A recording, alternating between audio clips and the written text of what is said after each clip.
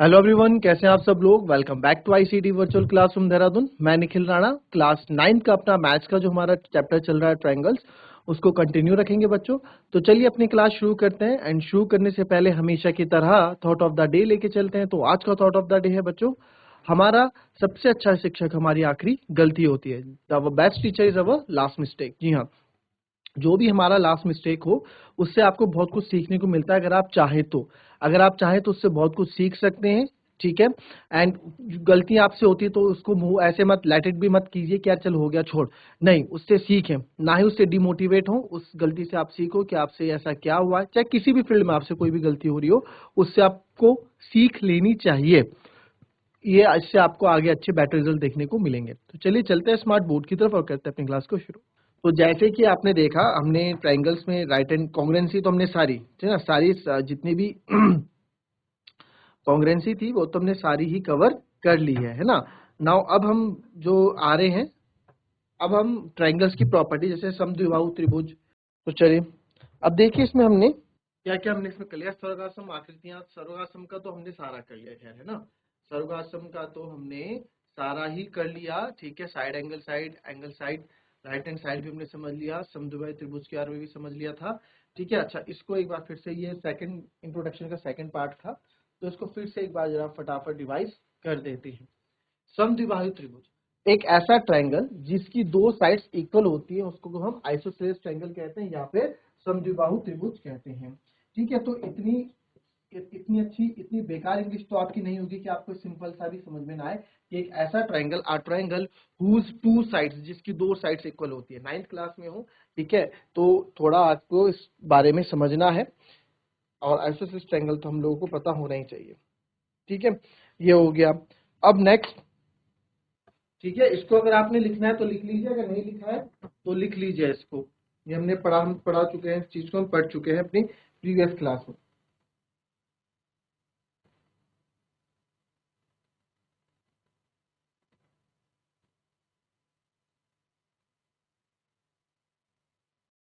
चलिए फिर उसके बाद हमने आए थे, an opposite to equal sides of an isosceles triangle are equal, यानी कि समद्विबाही त्रिभुज की समान भुजाओं के सम्मुख कोण बराबर होते हैं। तो इसके अंदर भी काफी एग्जांपल आपको बना के दी थी, ट्रायंगल्स बना के दिए थे हमने, है ना। तो देखो इसमें क्या कह रहा है कि अगर दो भुजाएं बराबर हैं आपस में, तो उनके जो सम्मुख कोण होंगे, यानी कि जो अपोजिट एंगल्स होंगे, वो भी क्या होंगे, वो भी क्या होंगे, आपके बराबर होंगे। सिंपल इतनी सी बात ही कह रहा है। तो आइए देखें, जैसे फॉर एग्जांपल पहले हम देखें, अगर ए बी जो है ए सी के बराबर है, यानी कि ए बी, आपका जो ए बी है, ये ए बी आपका ए सी के बराबर है बच्चों। तो ए बी के सम्मुख, यानी कि ए बी के अपोजिट कौन सा एंगल हो गया, ये वाला कोण हो गया। और ए सी के अपोजिट कौन सा एंगल हो गया, सम्मुख वाला कोण हो गया। तो इस ये दोनों कोण भी आपस में क्या होंगे, बराबर होंगे, जो कि मैं यहाँ दिखा चुके हैं हम, कि अगर ए बी जो है ए सी के बराबर होगा तो एंगल बी और एंगल सी भी आपस में क्या होंगे, बराबर होंगे। और जरूरी नहीं हमेशा यही दो साइड बराबर हो। ठीक है, तो दो साइड बराबर, अगर कभी मैं बोलता हूं कि इसमें ए बी और बी सी बराबर है, ए बी और बी सी बराबर है, तो भी ये आइसोसेलेस ट्रायंगल कहलाएगा, तो भी ये समद्विबाहु त्रिभुज कहलाएगा। क्योंकि किसी भी त्रिभुज की दो भुजाएं अगर बराबर हो तो वो समद्विबाहु त्रिभुज होता है, आइसोसेलेस ट्रायंगल होता है।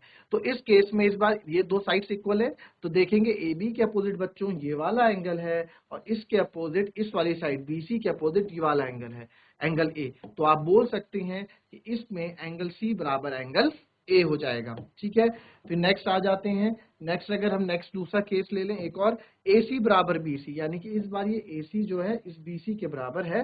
तो ए सी के अपोजिट, जो इस साइड के अपोजिट जो एंगल हो गया, इस साइड के सम्मुख ये वाला कोण है और इस साइड के सम्मुख ये वाला कोण है। तो आप यहाँ बोल सकते हैं कि एंगल ए और एंगल बी आपस में क्या हो गए, बराबर हो गए। ठीक है, तो इस तरीके से आपको चीजें समझनी है, ये आपको काम आएगा। तो इसको लिख रहे हैं, अगर नहीं लिखा है तो लिख ले, अदरवाइज फिर हम आगे बढ़े।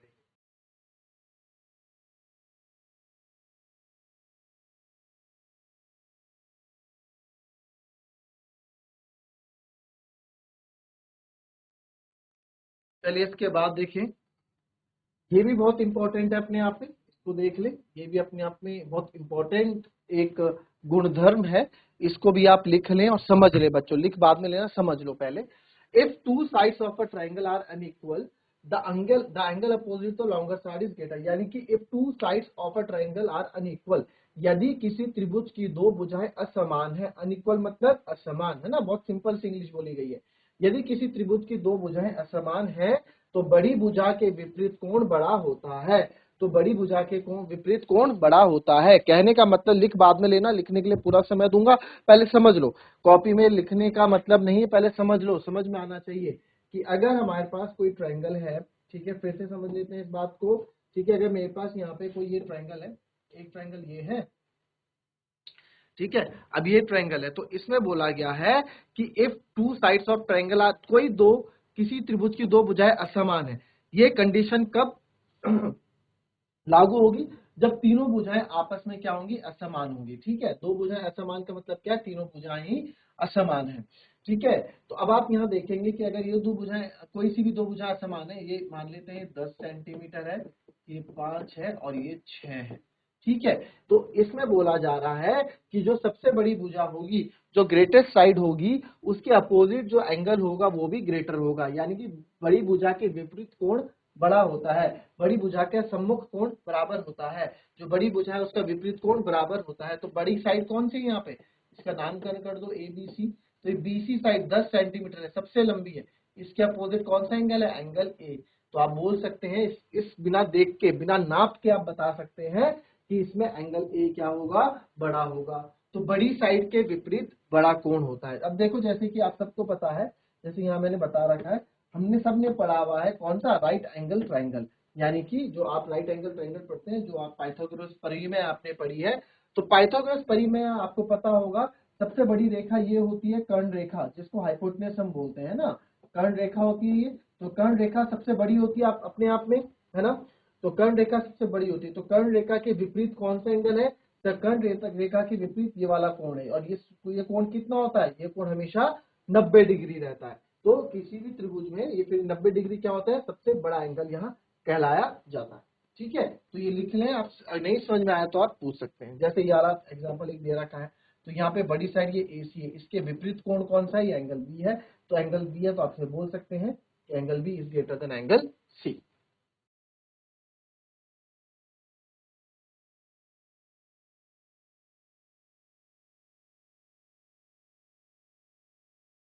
चलिए इसके आगे आ जाए। इसके आगे हमने इसका अपोजिट पढ़ा था।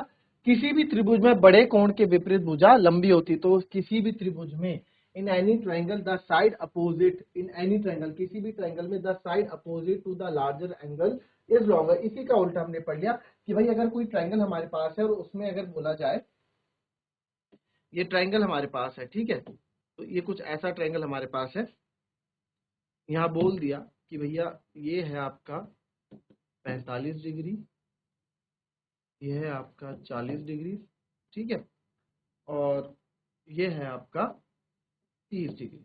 तो जो सबसे बड़ी भुज, जो सबसे बड़ा कोण है, सबसे बड़ा कोण कौन सा है? 45 डिग्री है। तो 45 डिग्री के विपरीत कौन सी भुजा है? इसका नाम दे दो ABC। तो हम बोल सकते हैं कि AB is the longest side. AB क्या है? सबसे बड़ी भुजा है। AB is the longest side. बस क्यों? ये देख के बोला क्योंकि सबसे बड़ा कोण कौन सा है? 45 है। तो 45 के विपरीत सबसे बड़ी भुजा है AB, ठीक है। तो जितना बड़ा एंगल होगा उसके विपरीत उतनी बड़ी भुजा होगी, सबसे बड़ी भुजा यही है, ठीक है। इसी का उल्टा जो हमने पढ़ा था उसका ही जो उल्टा है।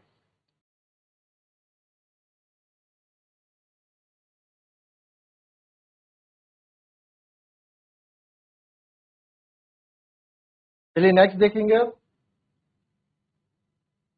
The sum of any two sides of a triangle is greater than the third side, ऐसा हमेशा होना चाहिए, ठीक है। क्या बोला जा रहा है यहाँ पे?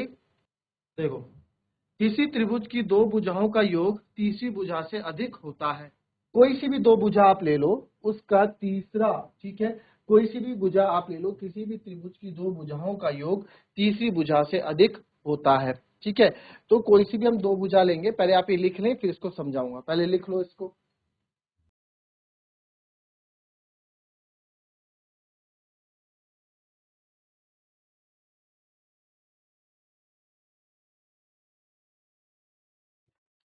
लिख लिया? अब देखो, कोई सी भी साइड ले लो, ये अगर मैं ले लेता हूं इसमें, ठीक है, this is 3, this is 4, this is 5। तो कोई सी भी दो भुजा आप ले लो, ठीक है, दो भुजाओं का एक।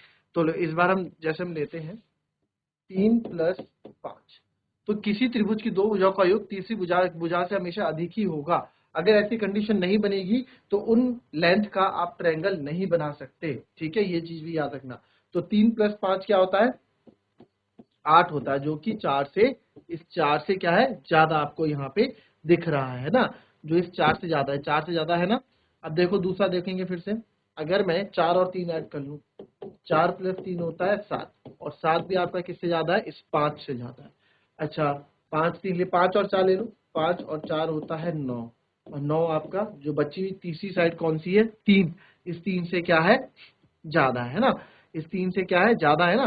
तो आप कोई कभी भी ऐसी कंडीशंस, देखो ट्रायंगल हमेशा उसी लेंथ का बनेगा, उन्हीं जो लेंथ हमें दी है, लंबाई दी है, इसी तरह की लंबाइयों से बनेगा। जब किसी दो भुजाओं को आप जोड़ोगे तो तीसरी से वो छोटी आनी चाहिए। आप करके देख लेना, आप घर में ट्राई करके देखना, ऐसे चीजें लेना जिसमें दो को आप ऐड करोगे, जैसे 7 और 8 है ना, एक भुजा ले लेना आप। अब मैं यहाँ पे पास स्केल नहीं है तो आपको बताता, एक भुजा ले लेना 7, एक भुजा ले लेना 6, एक भुजा ले लेना 14, ठीक है। अब देखो इसके अकॉर्डिंग तो बोला जा रहा है कि किसी त्रिभुज की दो भुजाओं का योग तीसरी भुजा से हमेशा अधिक होता है। तो आप जब 7 और 6 करोगे तो वो आएगा 13, और 13 जो है इस 14 से बड़ा नहीं है बल्कि छोटा है। तो 7 6 14 कभी आप बनाना तो आपका ट्रायंगल नहीं बन पाएगा, ठीक है, एक त्रिभुज नहीं बन पाएगा। आप इसको चाहे करके देख लीजिएगा, क्लियर, कॉपी कर लेंगे इसको।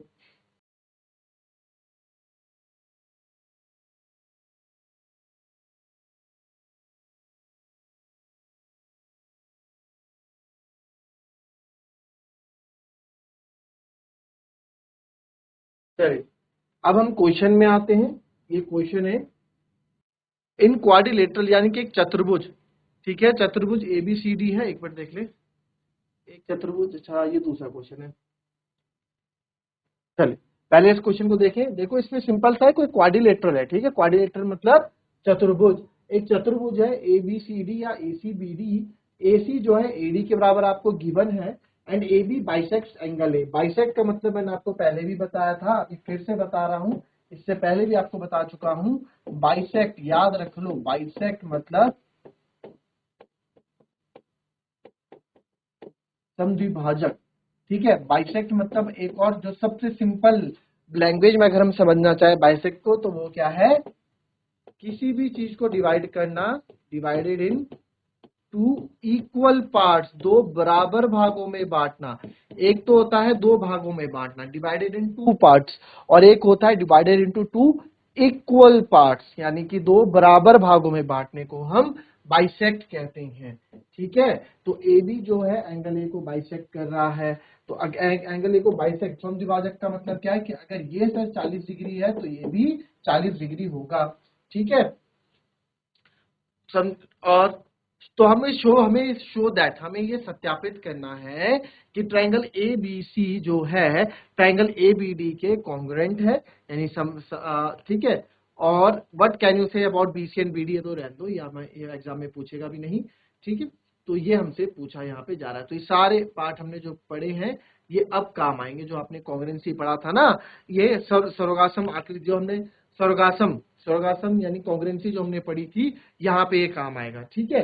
तो सर्वगासम में क्या क्या हमने पढ़ा था, सबसे पहले कोई भी ट्रायंगल सर्वगासम कब कहलाता है, जब उसकी कॉरस्पॉन्डिंग साइड यानी संगत भुजाएं और संगत कोण बराबर होते हैं तो वो कॉन्ग्रुएंट कहलाता है। फिर सीपीसीटी हमने पढ़ा था, सीपीसीटी अभी यूज होगा तो इसलिए फिर से बता रहा हूं।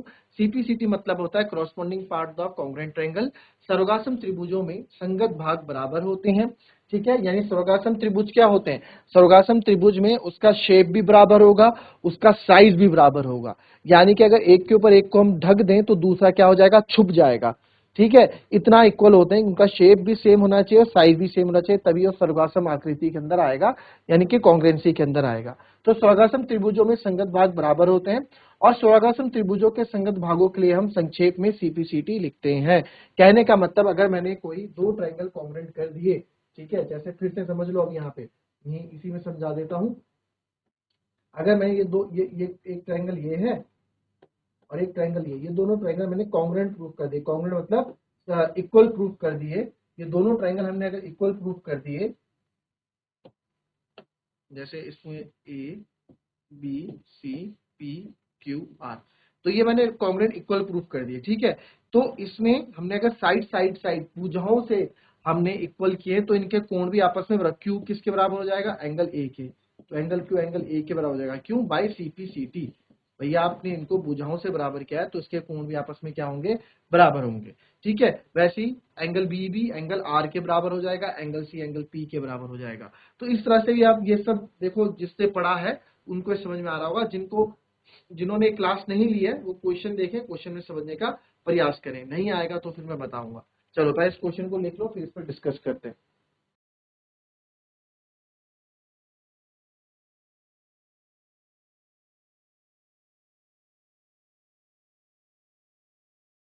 चलिए आइए देखेंगे।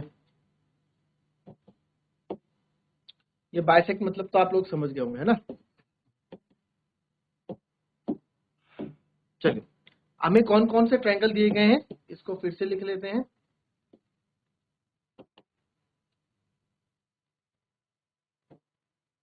जो ट्रायंगल हमें in triangle ABC and triangle ABD, हम एबीसी और एबीडी ट्रायंगल की बात करेंगे।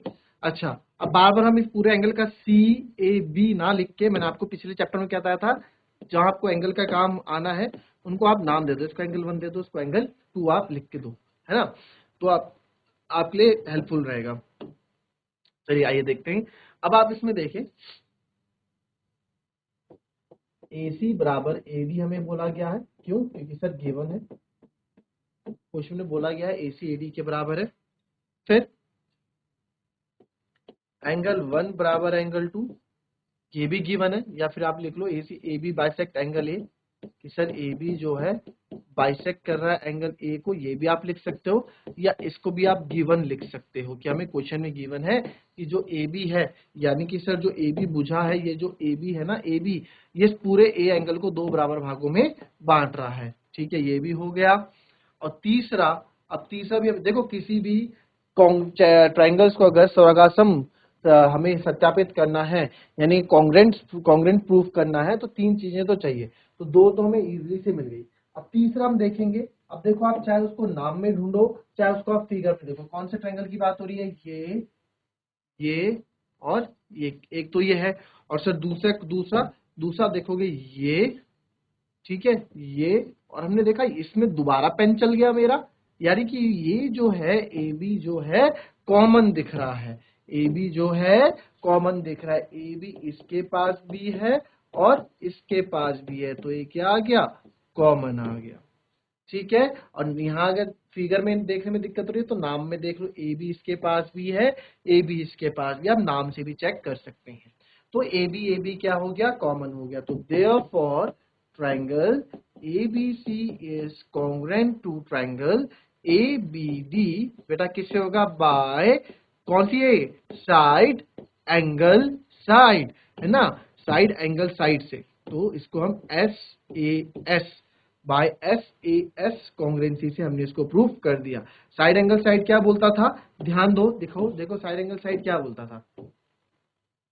साइड एंगल साइड के लिए मैंने आपको क्या बताया था कि यदि एक ट्रायंगल की या एक if the two sides and the including angle यहाँ वर्ड यूज हुआ था, and of one triangle is equal to another triangle, then they are called congruent triangle. यानी कि यदि एक त्रिभुज की 2 भुजाएं और उनका अंतर्गत कोण, 2 भुजाएं और उनके बीच, अंतर्गत मतलब उनके बीच का कोण अगर समान है तो ही वो SAS के अंदर आएंगे, ठीक है। अंतर्गत कोण और दूसरे त्रिभुज की 2 भुजाएं और उनके अंतर्गत बराबर हो तभी वो SAS कहलाएगा। जैसे आपको यहाँ मैंने बताया था, एग्जांपल देखिए कि ये 2 ट्रायंगल है ABC और PQR, इसमें ये भुजा इसके बराबर बोल दी थी, ये वाली भुजा इन दो इसके बराबर बोल, 2 भुजाएं तो बराबर हो गई, ठीक है। और ये वाला एंगल भी 40 था और यहाँ ये वाला एंगल भी 40 था। तो हमने देखा कि सर ये तो साइड एंगल साइड फॉलो कर रहा है, क्योंकि जो 2 भुजाएं हैं, जो 2 भुजाएं उनके अंतर्गत ये कोण आ रहा है। बट यहाँ पे हमने देखा कि ये साइड यहाँ पे एंगल आना चाहिए थे, जो कि नहीं है, साइड एंगल साइड नहीं कर रहा है, तो यहाँ पे साइड एंगल साइड की प्रॉपर्टी नहीं लगेगी। क्यों? क्योंकि वो दो भुजाओं के अंतर्गत वो कोण नहीं आया, ठीक है, इसलिए हमने इसको साइड एंगल साइड नहीं कहा, तो ये साइड एंगल साइड में नहीं आएगा ये। बट अब आप देखो एक, अब यहाँ ध्यान से देखेंगे अगर, तो एक भुजा तो ये आ गई, ठीक है, और इस वाले ट्रायंगल की भुजा आप देखोगे ये हो गई नीचे से, फिर दूसरी भुजा ये हो गई, और इसके लिए भी दूसरी भुजा ये हो गई, और दोनों भुजाओं के बीच का ये कोण है, तो साइड एंगल साइड ये आ गया, ठीक है। अब इसमें पूछा है कि आप BC और BD के बारे में क्या बोलते हो, तो मैं बोलूंगा कि BC और BD भी आपस में क्या हो जाएंगे, बराबर हो जाएंगे। आप देखेंगे BC किसका पार्ट है, BC इस वाले ट्रायंगल का पार्ट है, और BD किसका पार्ट है, BD इस वाले ट्रायंगल का पार्ट है, तो दोनों अपने अपने ट्रायंगल के पार्ट है, तो अब ये दोनों भी इक्वल हो जाएंगे बाय CPCT। वही तो समझा रहे थे अभी तक CPCT क्या होता है, यानी कि अगर पूरा ट्रायंगल आपस में कॉन्ग्रुएंट है तो इनके करस्पॉन्डिंग पार्ट भी क्या होंगे, इक्वल होंगे। करस्पॉन्डिंग मतलब संगत। अब देखो BC का संगत कैसे, ये BC है ना, इधर देखोगे आप तो ये BC है ना, ये BC, इसके संगत क्या है इधर BD, यानी कि जब मैं इसको इस पे ऊपर चढ़ाऊंगा, इसको ओवरलैप करूंगा यहाँ से उठा के, तो ये जो BD है घूम के किसके ऊपर आएगा, इस BC के ऊपर ही आएगा ना, तो वही संगत पार्ट कहलाता है। तो BC बराबर BD बाय CPCT, ठीक है। तो ये पहला क्वेश्चन था।